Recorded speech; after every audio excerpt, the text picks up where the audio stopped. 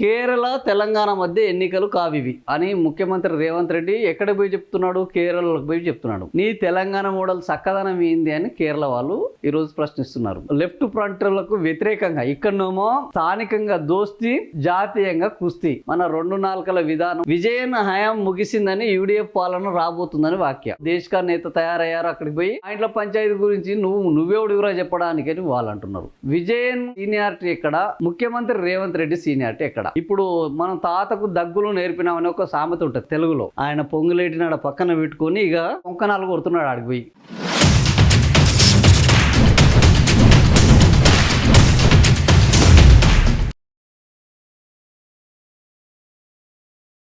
కేరళ తెలంగాణ మధ్య ఎన్నికలు కావివి. అసలు కేరళ తెలంగాణ ఎన్నికలు కావు అని ముఖ్యమంత్రి రేవంత్ రెడ్డి ఎక్కడ పోయి చెప్తున్నాడు? కేరళకు పోయి చెప్తున్నాడు. నీ తెలంగాణ మోడల్ చక్కదనం ఏంది అని కేరళ వాళ్ళు ఈరోజు ప్రశ్నిస్తున్నారు. నువ్వు వాళ్ళ ఇంట్లోకి పోయి మీ ఇంట్లో పంచాయతీ, మా ఇంట్లో పంచాయతీ కాదురా పోయి ఇది మీ ఇంట్లో పంచాయతీ అని ఎవరు రేవంత్ రెడ్డి చెప్తున్నారు. అసలు మా ఇంట్లోకి వచ్చి నువ్వు మా ఇంట్లో పంచాయతీ గురించి నువ్వెవడివిరా చెప్పడానికి అని వాళ్ళు అంటున్నారు. విజయన్ హయాం ముగిసిందని యూడీఎఫ్ పాలన రాబోతుందని వాక్య. దేశకార్ నేత తయారయ్యారు. అక్కడికి పోయి విజయన్ పాలన ముగిసింది ఏంది? విజయన్ గురించి ఈరోజు లెఫ్ట్ ఫ్రంట్లకు వ్యతిరేకంగా ఇక్కడనేమో స్థానికంగా దోస్తీ, జాతీయంగా కుస్తీ. ఇది మన రెండు నాలుకల విధానము, రెండు కళ్ళ ధోరణి, రెండు పద్ధతులు. మన ముఖ్యమంత్రి రేవంత్ రెడ్డి విజయన్ రాసిన లేఖకు తిరుగులేఖ రాసిండట.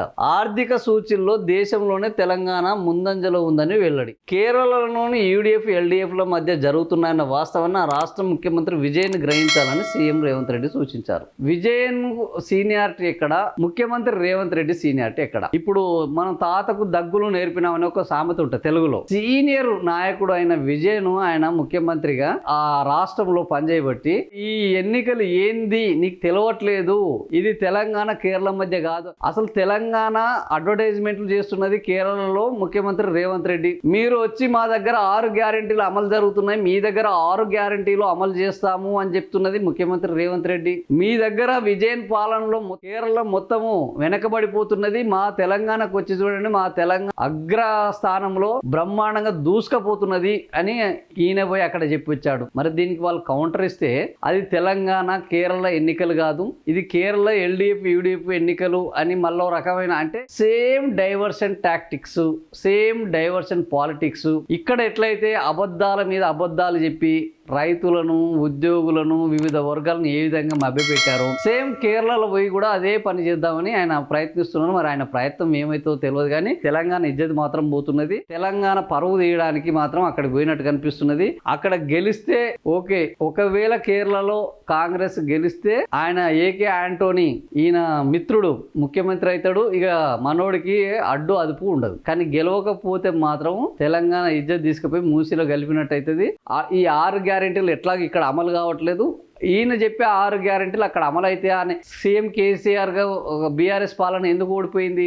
ఏమన్నా ఈయన వచ్చి పొడుస్తాడు, ఈయన ఏమన్నా మొత్తం కట్టలు కడతాడని అయితే కాదు కదా. ఈడ ఆయనను ఓడించాలి. వాళ్ళకి ఒక కుటుంబ పాలన తయారైంది, వాళ్ళు అహంకారంగా తయారైన, వీళ్ళకి బుద్ధి చెప్పాలి అని ఈ రాష్ట్ర ప్రజలు అనుకున్నారు. ఏదో రేవంత్ రెడ్డి వచ్చి ఈ తెలంగాణను అద్భుతంగా తీర్చిదిద్దుతాడు, ఈయన వచ్చి ఈయనకున్న మొత్తం అనుభవాన్ని, ఈయనకున్న పెద్ద ఆలోచనను రంగరించి తెలంగాణను ముందడికి తీసుకుపోతాడని నాకు తెలిసి ఒక్కడు కూడా నమ్మలేదు. ఈయన చెప్పిన కొన్ని మాయమాటలు నమ్మి ఉండొచ్చు. 2000 4,000 చేస్తానని, 4,000 6,000 చేస్తానని, 2,500 ఇస్తానని, తులం బంగారం ఇస్తానని. సో నిత్యము మోసాలు అబద్ధాలతోటి బతికే రేవంత్ రెడ్డి నిజంగానే ఆ మోసాలు అబద్ధాల్లో సక్సెస్ అయ్యారు. కానీ ఇక్కడ కూడా అక్కడనే సక్సెస్ అవుతారని నమ్ముతున్నారు. అది విచిత్రము. మరి కేరళ ప్రజలు కూడా తెలంగాణ ప్రజల లెక్కనే వాళ్ళు ఈయనని నమ్ముతారా, విశ్వసిస్తారా అని అంటే ఐ డోంట్ థింక్ సో. నేనైతే అట్లా అనుకోవట్లేదు. ఒకవేళ వాళ్ళు అక్కడ కూడా కాంగ్రెస్ రేపు యూడీఎఫ్ గెలిస్తే అది ఎల్డీఎఫ్ మీద ఉన్న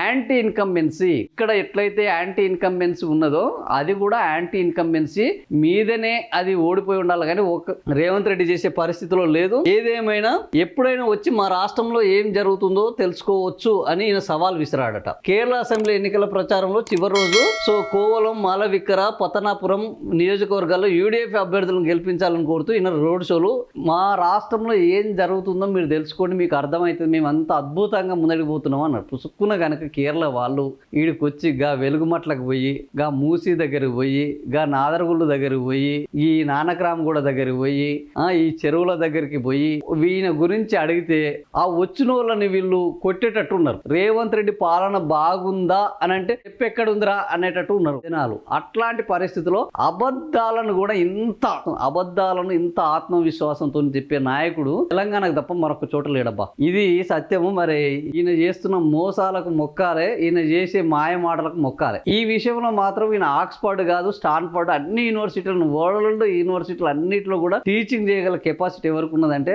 మన ముఖ్యమంత్రి రేవంత్ రెడ్డికి ఉన్నది. ఇగో ఆయన పొంగులేటినాడ పక్కన పెట్టుకొని ఇక మొత్తం పొంకనాలు కొడుతున్నాడు. ఆడికి పోయి పొంకనాలు కొట్టడంలో మనల్ని మించినోడు లేడు. ఈ విషయంలో మన ముఖ్యమంత్రి నెంబర్ 1. అవతలను బురడి కొట్టించడంలో, మోచేతికి బెల్లం పెట్టి అరచేతిని నాకించడంలో ఇంతకు మించినోడు లేడు. ఏం చేస్తాడో చూడాలి. మరి ఆ ఎన్నికలు ఏమైతాయో కేరళ ప్రజలు ఏం చేస్తారో చూద్దాం.